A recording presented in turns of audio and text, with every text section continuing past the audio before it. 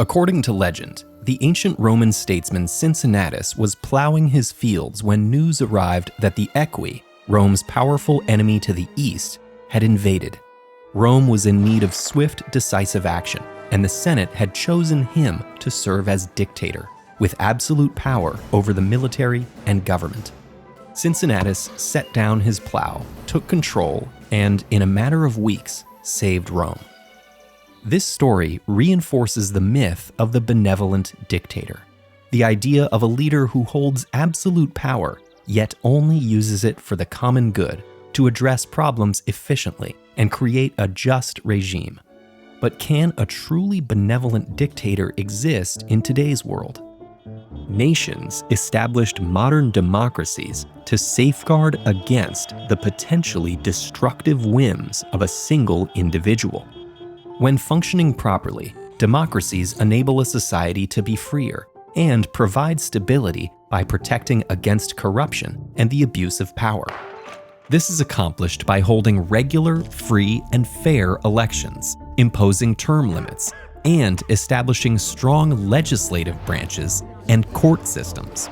Maintaining a free press also helps keep politicians accountable for their actions and encourages citizens to engage in their governments and communities.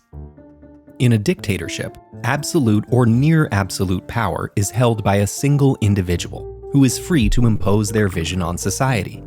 Under certain conditions, the idea of a dictator can sound appealing, like when a democracy isn't functioning as it should due to corruption, economic instability, or extreme political polarization.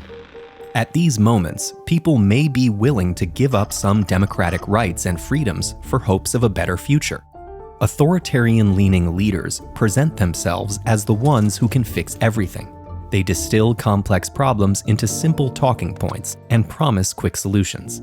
Some of the most overt authoritarian leaders have taken this strategy, including military dictators who seized control through coups, like Augusto Pinochet, Mobutu Sese Seko, and Muammar Gaddafi.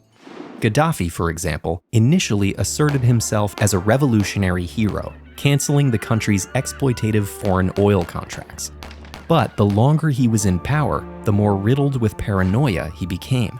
Like Pinochet and Mobutu, he used his position to target and torture opponents, embark on campaigns of mass violence against everyday people, and build an enormous personal fortune.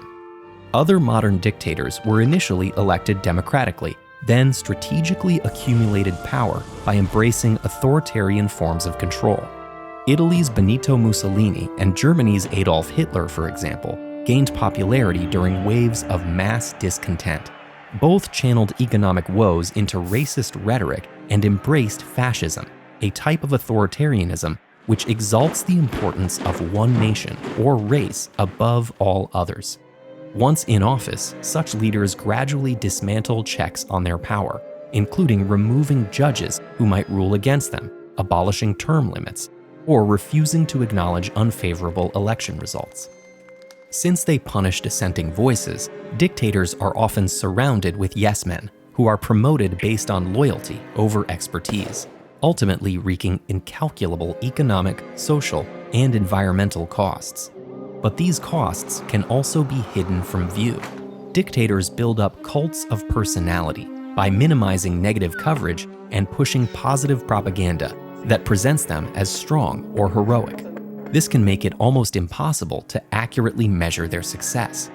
Did Mussolini really make the trains run on time? It's hard to know, since he would have punished those who said otherwise. While some modern dictators have brought modest growth to their nation's economies and industries, most have enriched the few and left widespread destruction in their wake. Even so-called benevolent dictators, whose regimes lacked overt violence, stand accused of censoring journalists and limiting the rights and freedoms of citizens. Back to ancient Rome. Perhaps the most important dimension of Cincinnatus's legendary benevolent dictatorship is not that he held total power, but that he gave it up after only 16 days. Once Rome was safe, he stepped down and retired to his fields. His willingness to relinquish control to the Senate was as important to the common good as his ability to fend off invaders. In practice, no modern dictator has lived up to this ideal. Dictators don't willingly walk away from power. They continuously crave more. That's why institutions that provide checks on leaders must be safeguarded. In the hands of an aspiring dictator, even seemingly robust democracies can sink into repressive, authoritarian regimes. So what exactly can you do? Start by safeguarding democracy against corruption. Watch this video to find out how, or visit ed.ted.com/democracy-lab to learn the ins and outs of maintaining healthy democracies around the world. The key ingredient is you.